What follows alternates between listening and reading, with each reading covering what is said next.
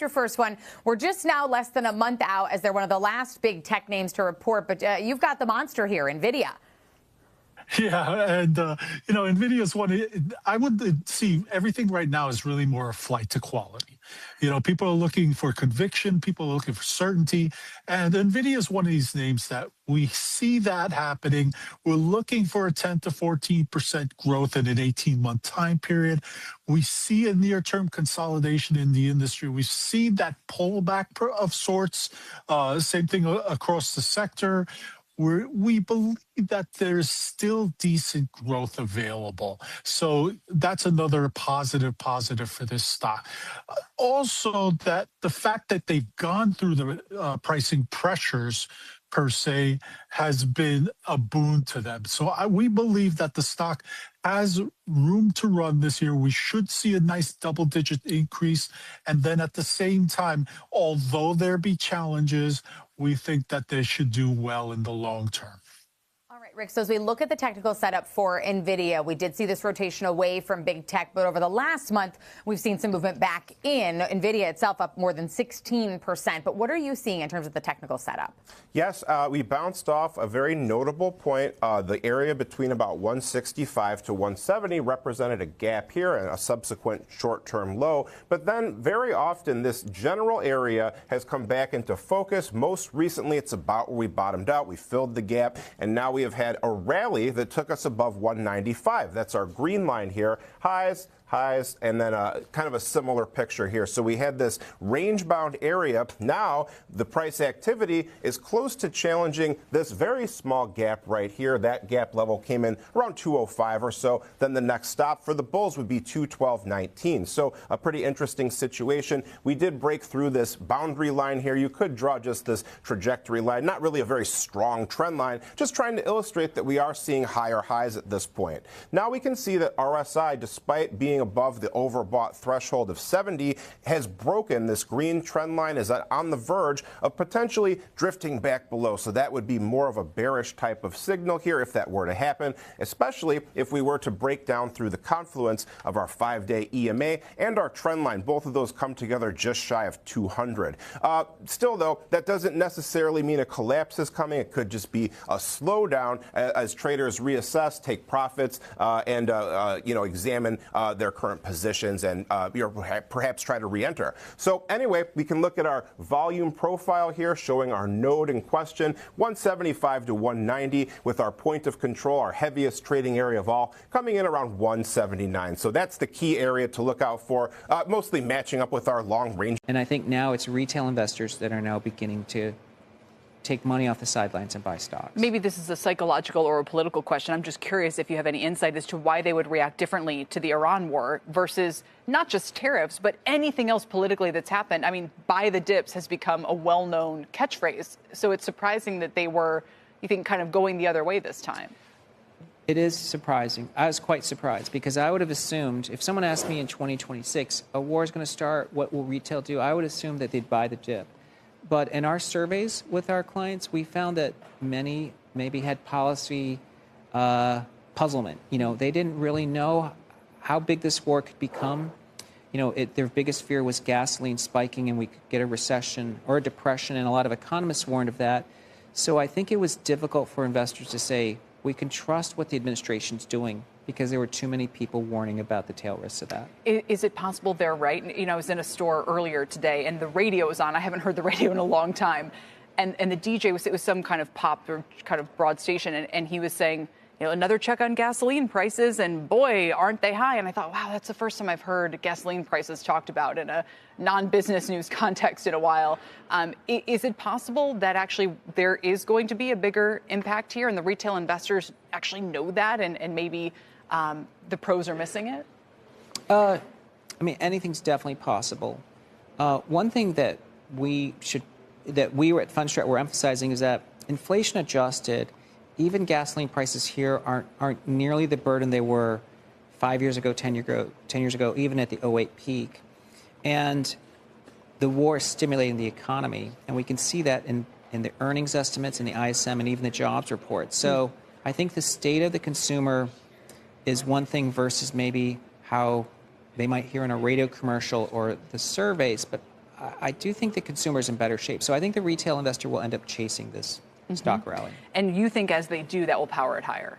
Yes, but for the right fundamental reasons, because earnings estimates are higher. The U.S.'s relative position has really been strengthened by what's been exposed by supply chains through this war.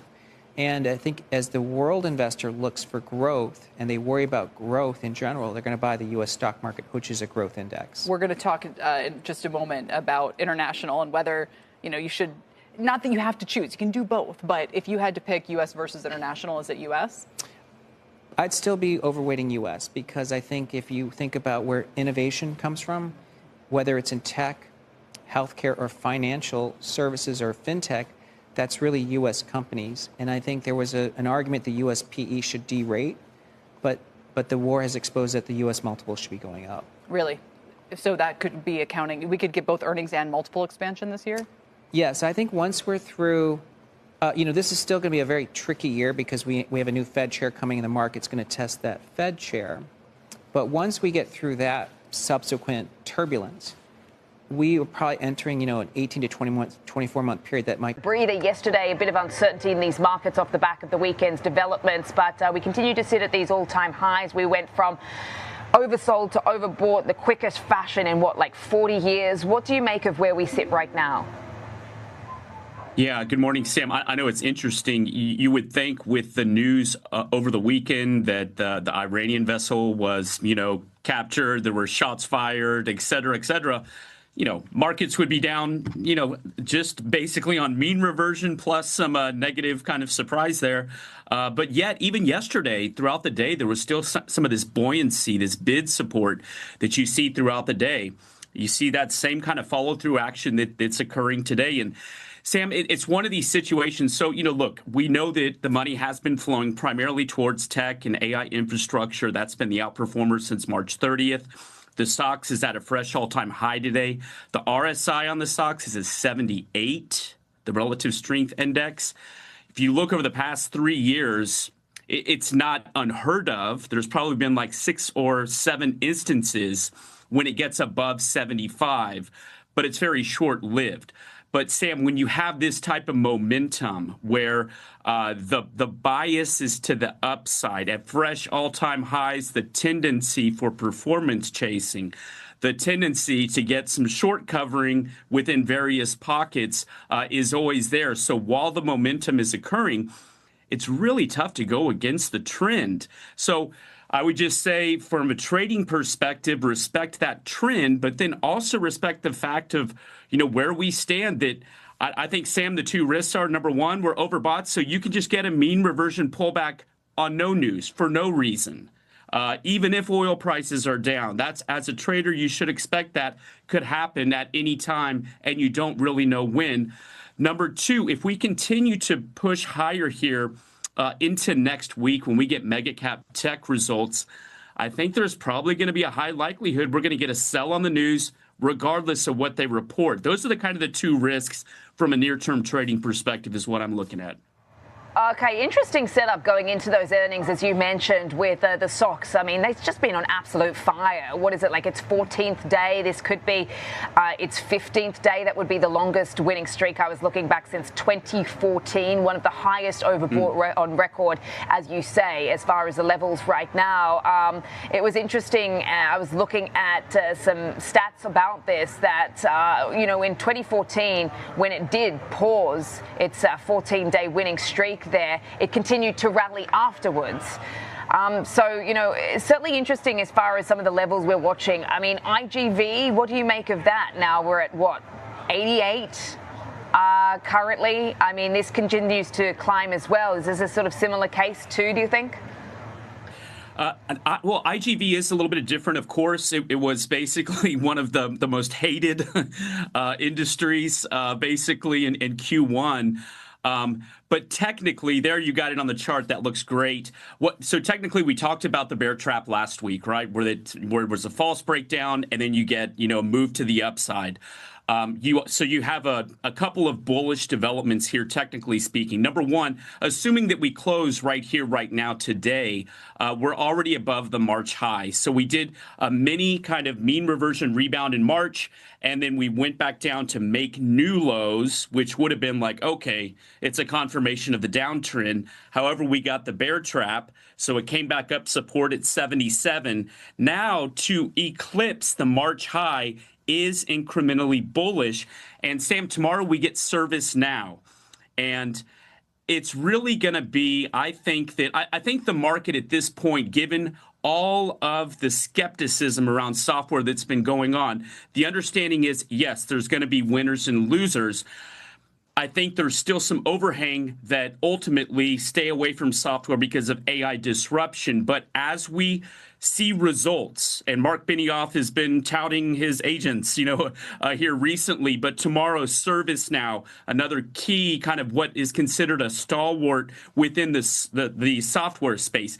It's perceived to be one of the winners. So let's see what happens with the results if AI is actually, increasing margins or enhancing the desirability for their offering. Let's see what their guidance is. And then I would say also very important, let's see how the market reacts.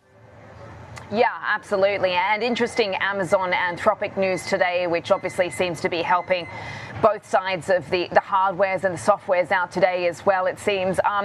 Just wanted to get your overall thoughts as we sort of sit at these all-time highs, where the VIX is at now, creeping up to 19. What's got to give here? Well, thoughts that I have is, it's such a funny thing, Sam. Whenever we get a big sell-off, there's a lot of, big pickup in uncertainty, big pickup in tail risk, big pickup in the VIX. Then people start asking about protection. Nobody wants to talk about protection when we're making fresh all-time highs because they don't want to give away the gains, or they don't feel like, that there's anything to be concerned about, or at least it's diminished considerably. But I think, at least let's respect this environment that we're in, that we still have like a very, very, very low percentage of any kind of risk that there's going to be any disruption to the economy.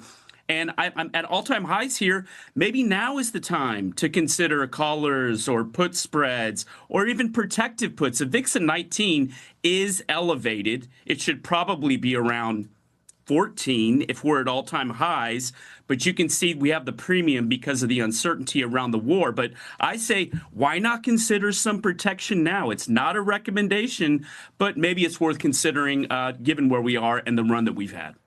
We've got reporting now from the New York Times that J.D. Vance's trip to Islamabad, which at one time had reported to be already underway, this time yesterday, has been put on hold as Iran failed to respond to terms. Now, Iran had been playing pretty cagey with its opportunity or intentions to attend this next round of peace negotiations. It appears everyone for now, that includes Jared Kushner and Steve Witkoff, are staying right here in Washington. Now, according to the official that the New York Times is citing in their reporting here, sourcing, they say the diplomatic process is paused, though the trip has not been canceled. So this isn't to say that it's completely off the books. They're just not going to send the Vice President of the United States, the second highest ranking official in the U.S. government, to talks at risk of him being stood up potentially by the Iranians. Of course, as you say, Joe, we're seeing market reaction to this, keeping in mind that the deadline is tomorrow evening. The ceasefire is set to expire evening time, Washington time, at least according to President Trump. And he told our colleague Jeff Mason just yesterday that it is highly unlikely he would extend it. So where does this leave us? Let's turn now to our political panel to try to get answers to some of these questions. Jeannie Shanzano is with us, of course, Bloomberg Politics contributor, Democratic analyst, and democracy visiting fellow at Harvard Kennedy School's Ash Center, alongside Republican strategist Lonnie Chen, fellow in American Public Policy Studies at the Hoover Institution at Stanford University. Welcome to you both. Lonnie, just to begin with you on this notion that the vice president's trip, at least for now, is being paused or postponed, if not outright canceled to this point. Can they just simply not take the risk that he travels all the way to Pakistan and Iran doesn't show up to the table? clearly there was some element of the discussion with Iran that had not been sort of fully resolved. And obviously, you don't want to send the vice president into a situation where there are significant elements of uncertainty about people showing up, about key elements of the negotiation that remain unresolved or certainly difficult to bridge. So I think this is a reflection more broadly, Kayleigh, of just how challenging this discussion is between the U.S. and Iran, how many things remain to be negotiated, and how hard it's going to be to see an end to resolution of this conflict. And I think that is the broader takeaway from the change in timing we're seeing here potentially. Jeannie, I'm guessing that you're not surprised by this. You've been calling out the fact that Iran has not committed to another round of talks and questioned the assignment of J.D. Vance in this effort to begin with. If we get to this deadline tomorrow night and there's no deal, what's going to happen?